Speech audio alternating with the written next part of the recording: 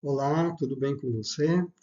Eu te convido a abrir a sua Bíblia em João, capítulo 20, de 11 a 18, enquanto eu vou contando um episódio que aconteceu na minha vida, que quando eu me mudei com a minha esposa aqui para São José do Rio Preto, nós logo procuramos encontrar um grupo de estudo da Bíblia, porque lá em São Paulo a gente se aproximou de um grupo em que eles se reuniam para orar e ler a Bíblia, e nós gostamos muito. E aqui nós ficamos procurando, finalmente achamos as pessoas que estavam se reunindo na igreja bíblica. Na verdade, as reuniões ainda eram feitas na casa do pastor, enquanto o templo estava sendo construído. E o templo foi construído aos poucos, em forma de mutirão. Então a gente passou a frequentar a igreja, nos convertemos ali e nós ajudávamos ali no mutirão, na construção. E um dia, quando eu estava ajudando o pastor, ele tinha construído um batistaca. Para mim, aquilo era um monstro, porque era uma máquina muito assustadora e pesada. Eu tinha muito medo de acontecer algum acidente. Mas o pastor, ele confiava na sua engenharia e ele mesmo estava fazendo ali com o batistaca as agulhas para que depois fossem feitos os baldrames e assim os alicerces do templo fossem terminados e depois a construção. E em um daqueles dias, quando eu estava ajudando o pastor, me veio um pensamento. Eu, de repente, me dei conta de que eu não estava só é, frequentando uma igreja, que eu tinha encontrado uma igreja para frequentar, mas, na verdade, eu estava participando da fundação de uma igreja, tanto fisicamente, porque o templo estava sendo construído, mas também da própria comunidade da igreja. Então eu me dei conta de que Deus tinha me chamado para estar ali, para fazer parte desta grande obra. E então para mim aquilo foi um momento histórico, assim como nosso parágrafo hoje de João capítulo 20, de 11 a 18, onde nós encontramos uma linda história, a história da Maria Madalena, quando ela estava no túmulo, tinha ido lá para levar os perfumes, para embalsamar o corpo do nosso Senhor Jesus, mas quando ela chegou lá, o corpo não estava e ela ficou frustrada. E aconteceram muitas coisas, e nesses acontecimentos a gente pode ver que essa história pode nos trazer algumas lições. Então vamos à leitura da Bíblia e vamos ler quais lições, vamos ver quais lições ela pode nos trazer. Diz assim a palavra de Deus, João capítulo 20, de 11 a 18.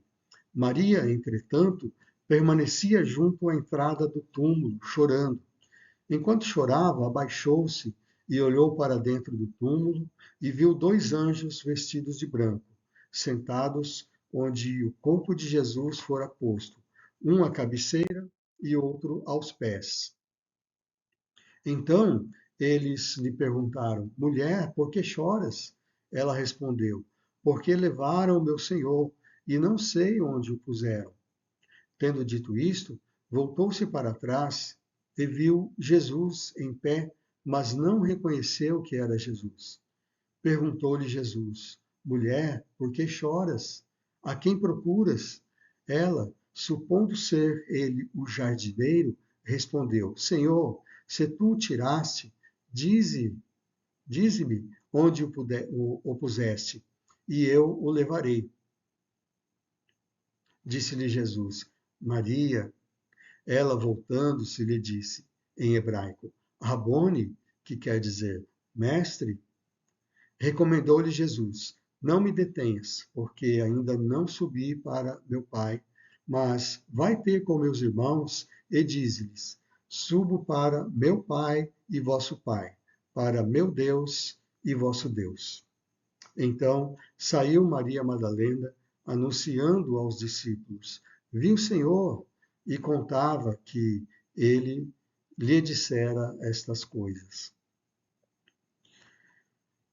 Então, nesta história de Maria Madalena, nós podemos ver que os acontecimentos ali, o que aconteceu com ela, pode nos trazer algumas lições. Vejamos a primeira lição. Essa primeira lição nós podemos entender, nós podemos achar, quando nós observamos a desatenção de Maria. Nos versículos 11 até o versículo 13, a gente vê que ela estava bem desatenta.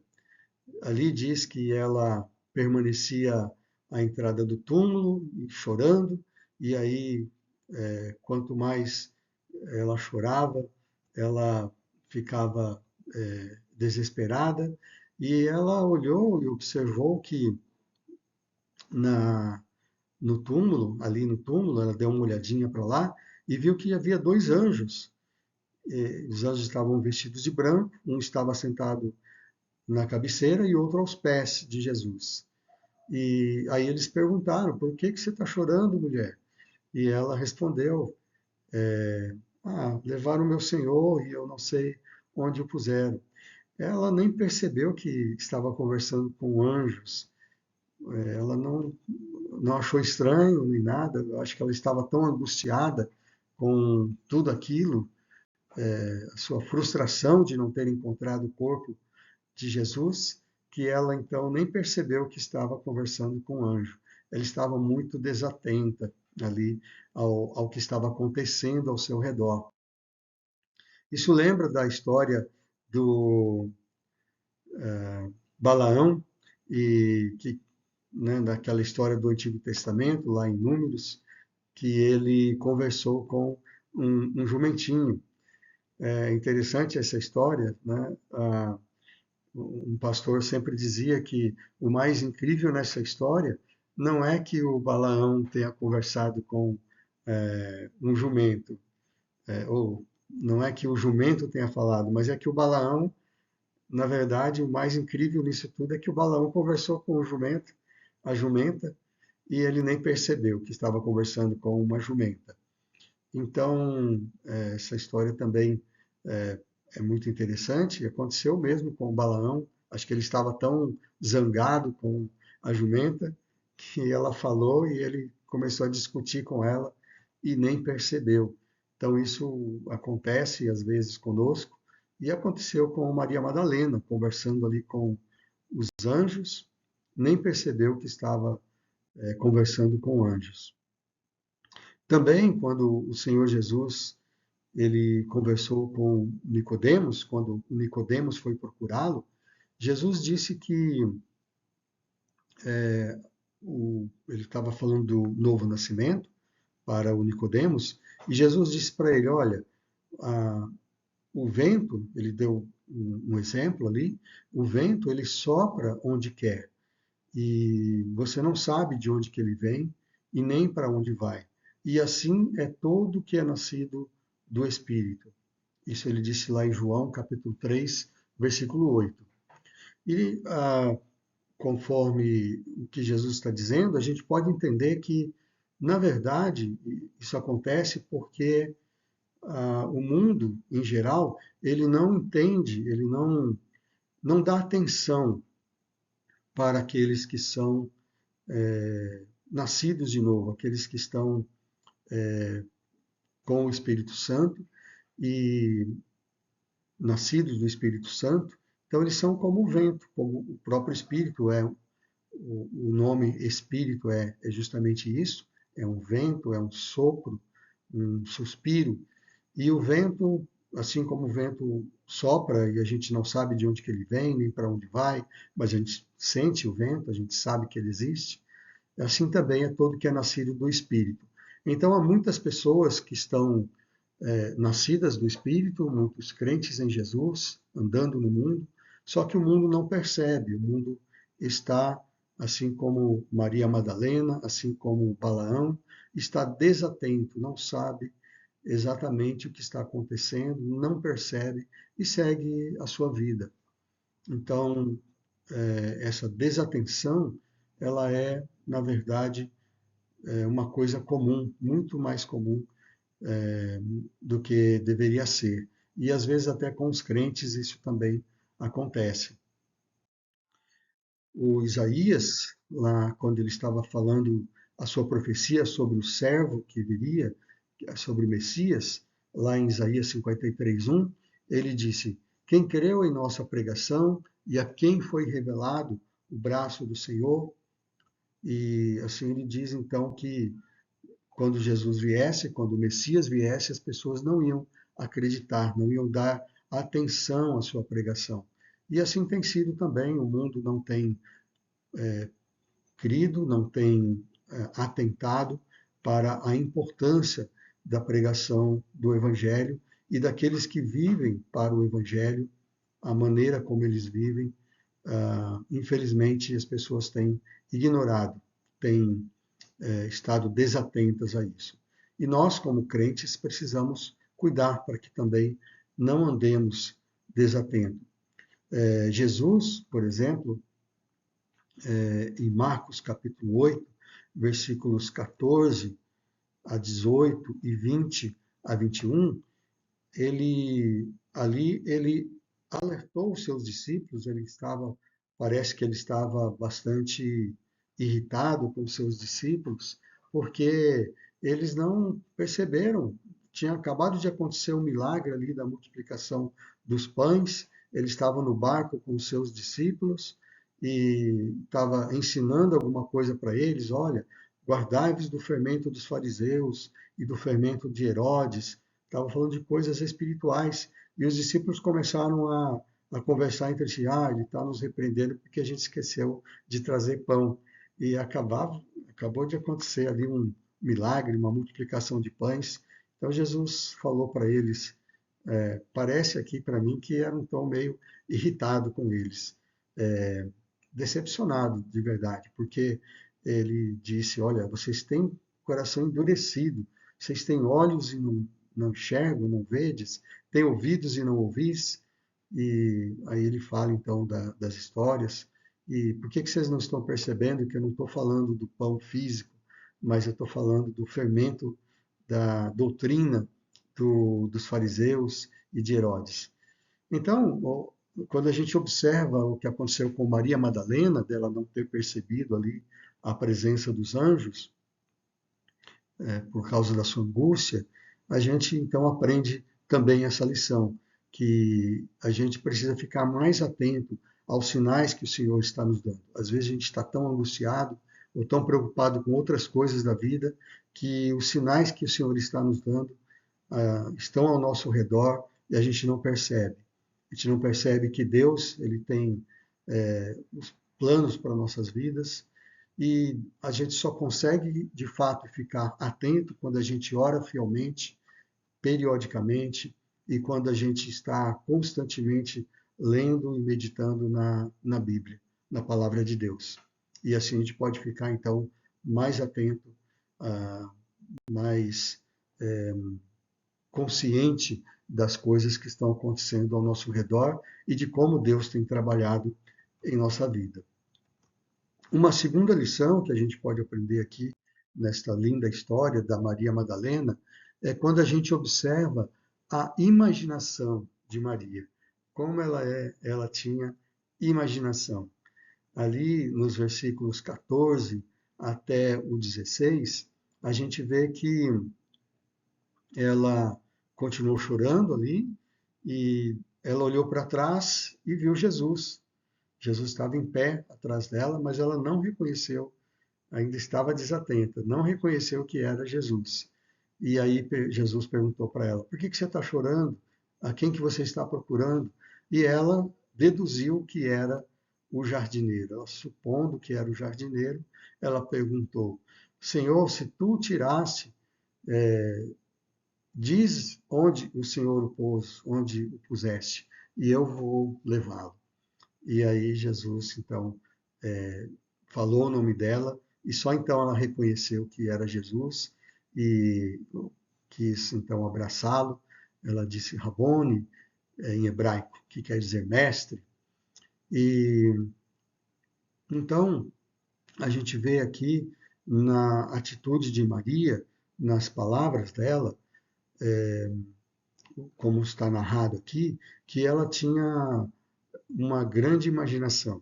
Ela imaginou que Jesus fosse o jardineiro. Ela deduziu que ele era o jardineiro.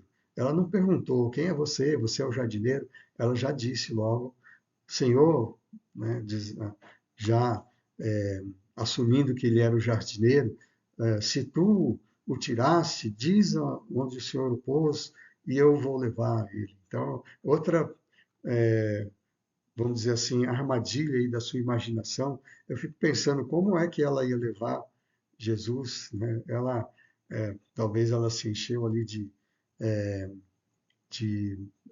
auto, como que se diz, uma autossustentação, uma certa presunção, achando que ela, não, deixa que eu resolvo, eu pego, fala onde que o senhor colocou o corpo, que eu mesmo vou pegar e vou levar. Nem falou que ia chamar alguém para ajudar. Então, como que ela é uma mulher, provavelmente não ia conseguir fazer isso sozinha. Para um homem já seria difícil, né? Imagina para uma mulher que normalmente tem menor força física. Mas ela estava decidida e ela imaginava, então, que ela conseguiria fazer isso, não é? Que ela conseguiria resolver esse problema.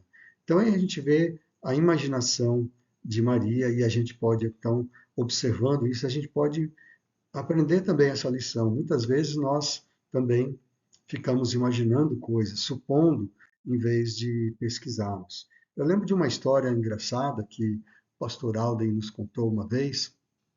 Eu não sei se eu entendi muito bem, mas era mais ou menos assim que tinha um senhor que estava carpindo ali, capinando o seu quintal, e o vizinho passou e gritou para ele, oh, né, que bom que você está fazendo aí esse trabalho, né? Deus vai te ajudar aí que você vai conseguir é, terminar aí logo esse serviço aí, está precisando mesmo, né? Força aí, né? Incentivou ele e se ofereceu para ajudar, né?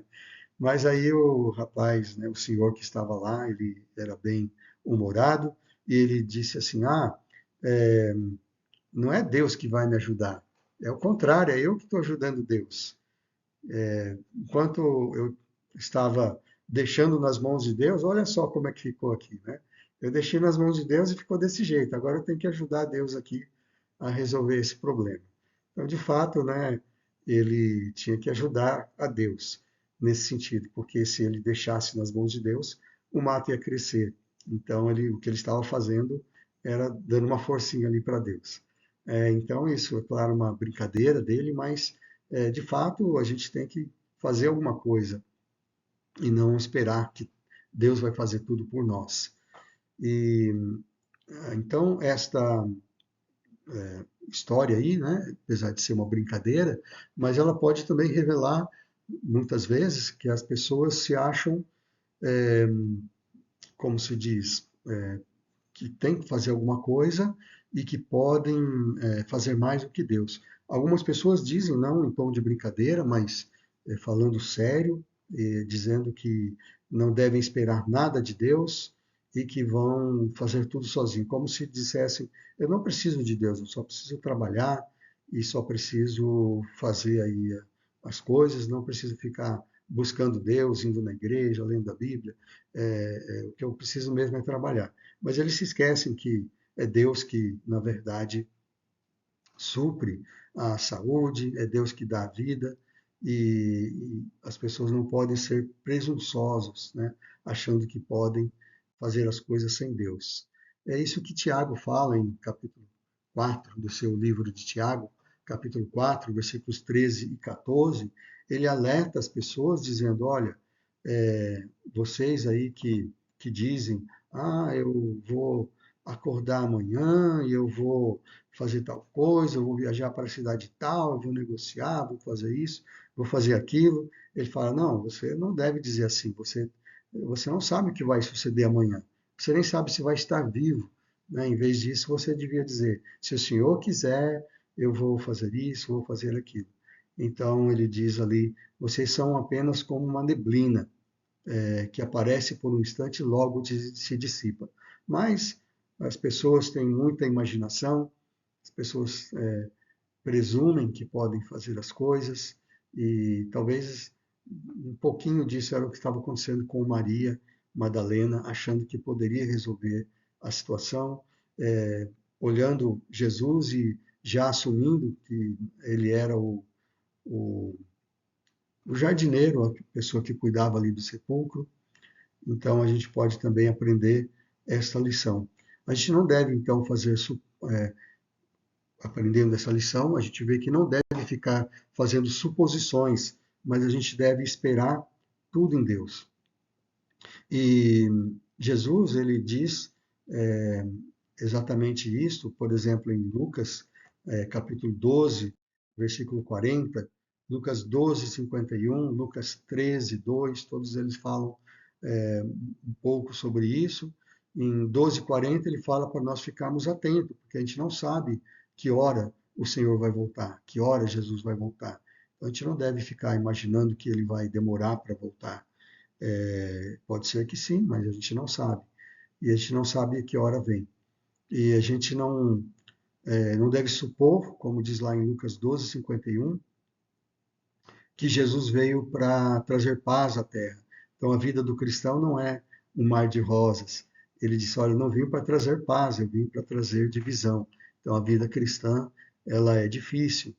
E Lucas 13, 2, ele fala, quando outros estavam falando: ah, você viu aquelas que morreram lá na torre, porque a torre caiu, e outros que Pilatos matou e misturou sangue com sacrifício.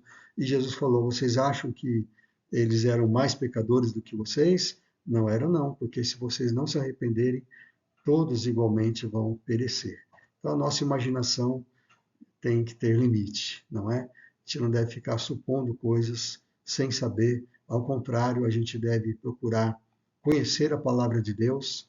Então, quando a gente observa essa imaginação da Maria, a gente pode aprender então essa lição, que em vez de ficar deduzindo, a gente deve pesquisar, a gente deve ler, a gente deve estudar a palavra de Deus e, é claro, orar, buscar em Deus a direção e isso, então, a gente orando fielmente, lendo a palavra de Deus fielmente, a gente vai ser ajudado nisso, para que a gente não seja enganado por nossa própria imaginação.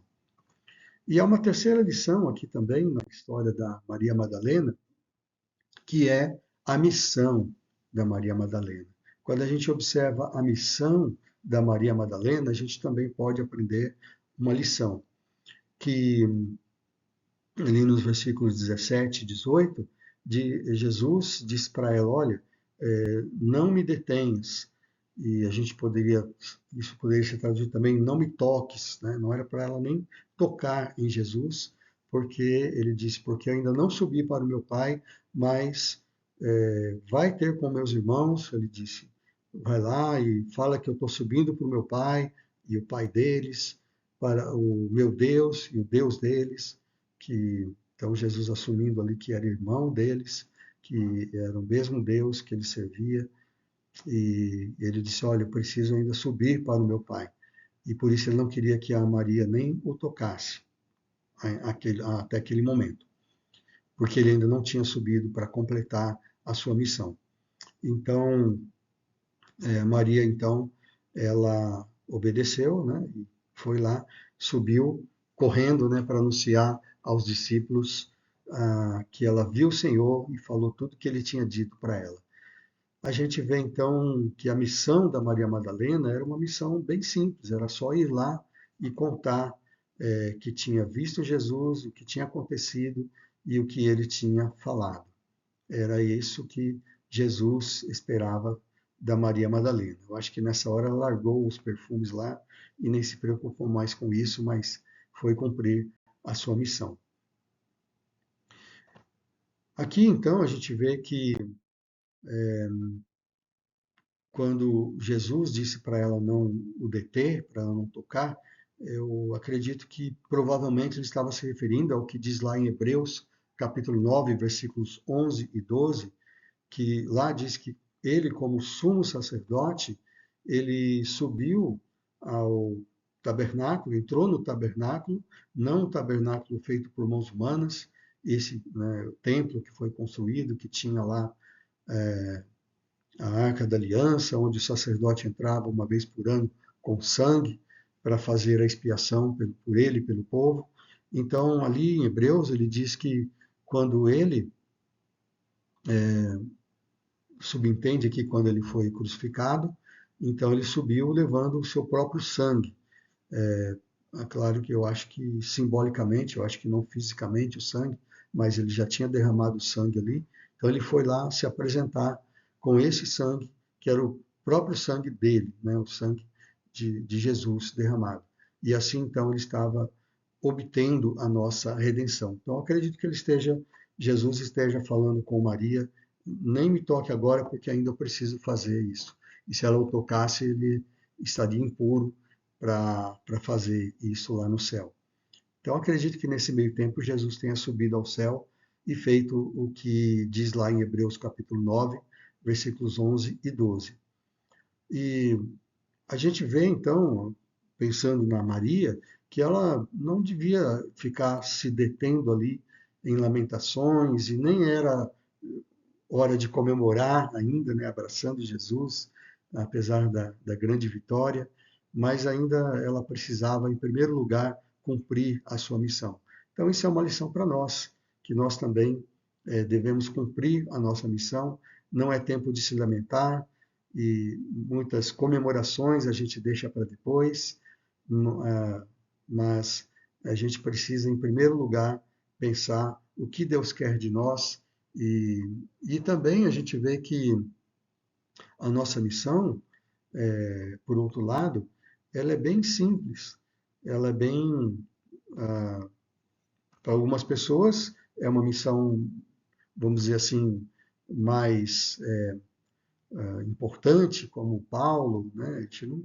Nossa missão provavelmente não é como a de Paulo, do apóstolo Paulo, nem é como a de, sei lá, Hudson Taylor, ou outros grandes nomes aí, heróis da fé, mas, mesmo sendo simples a nossa missão, Deus quer que nós façamos de todo o coração, com todas as nossas forças, como era a missão da Maria Madalena, que era simplesmente ir lá e falar para os discípulos o que tinha acontecido.